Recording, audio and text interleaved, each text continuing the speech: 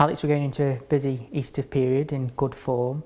Just going into those games against Bristol City and Birmingham City, given the short time frame between the matches, how do you go about managing your squad? Yeah, well, I think the first thing we'll do is obviously attack the first game, see what the lads look and feel like afterwards, obviously assess what the result is, how the performance was, and then depending on whether we feel maybe somebody needs a rest or we maybe need to sort of change it up for the next game. But I think we've looked fit, I think we've looked strong. So I'm not really overly concerned in terms of fitness levels and things. You know, it is a quick turnaround, but the prep work will be done. It's just really making sure that the players from one game to the next get enough rest and then they get all the information that they need to make sure they're ready to perform in the next game. So, but we've done that quite a few times this season, so it's not a concern. You mentioned prep work there. How do you approach the maybe tactical analysis side of the game with such a short period between the matches? We only really never need 2 prep days. You know, I think we get that used to working sort of Saturday, Tuesday, that if I get 2 prep days, that's more than enough. So the analysts would have already done their work on the opposition. I'll then, after our game, start to watch games of the opposition just to get a flavour of what it looks like myself. I'll have that analysis, and then really it's just about taking that information and putting it into a sort of manageable, understanding way that I can deliver it to the players so they understand it, so when they go on the pitch they know what's coming offensively, defensively and all that sort of thing. So, but I think we've got a good system now that the lads understand what we're going to do, they understand all the sort of terminology and different bits that we use when we're describing things, and we're getting to the stage now we actually reference it by game, so we can, because a lot of games are not too dissimilar in terms of how it looks, and we can we sort of refer back to when we played Norwich or when we played Huddersfield or when we played whoever. That just gives them the basis of how we're going to sort of perform in the game. What sort of challenges and opportunities do a game against Bristol City present? I think they've got a lot of injuries at the moment, so I think that's fair to say. But they've got a young, hungry, dynamic, team, so they're certainly not going to be fearful coming here. I don't think that they're going to come here and sit behind the ball. I think they're going to come, get after us and make it a game and make it relatively open. But yeah, I think we're in good form. I think we've got a good system at the moment which is working really well. I think the players have got a really good understanding in possession, out possession. And I think we've got individuals within that system that are performing very well just now. So we just want to try and maintain our performance levels, and I think if we can do that, it should make for an entertaining game. Since the World Cup break, we're the 3rd highest scorers in the Championship. Is that a consequence of being more clinical or creating better chances, or perhaps a bit of both? I would probably say volume of opportunity as much as anything. You know, I think if you look at the amount of chances that we're getting in games, I think we're naturally going to score more goals. I think there has been certain games we've been clinical in.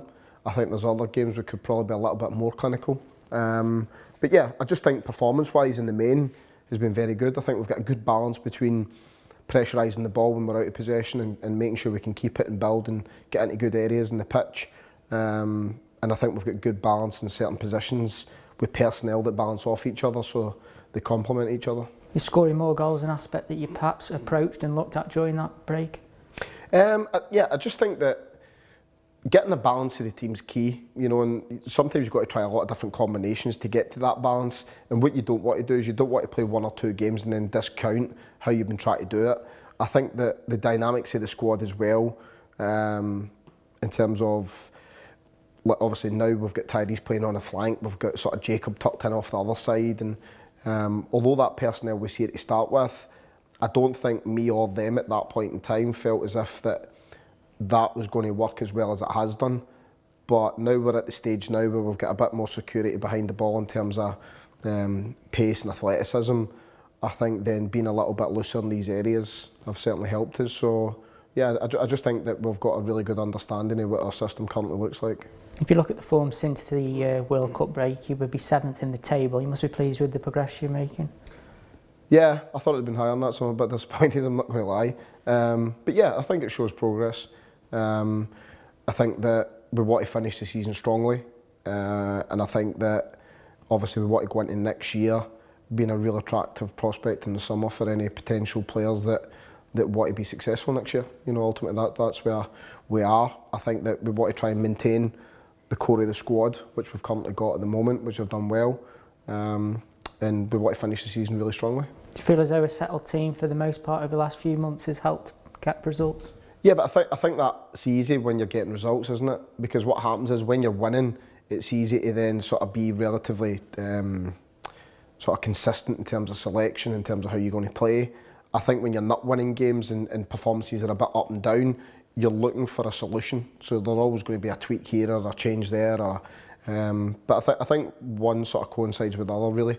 So I think the fact that we're playing well, we're winning games, makes that a lot easier to do. Are you enjoying watching your side at the moment? Yeah, that is probably the biggest thing for me. You know, I think it takes a lot of energy at the start to obviously get the sort of understanding, create the culture that you need in terms of what we are prepared to accept, in terms of wanting to win, make sure we run for every ball, make sure we never give up, make sure we're organised in the pitch, make sure there's discipline there, there's concentration there. All the elements are hard to bring together at one time, and I just feel as if, certainly over the last couple of months, you can see that all starting to gel now, and now obviously we're getting the benefits of that. You've mentioned the different elements that you expect from your side. From your personal perspective, is there a person that's had a big influence on how you see the game? No, I wouldn't necessarily say a particular person. I just think that I've always been a front foot aggressive type player.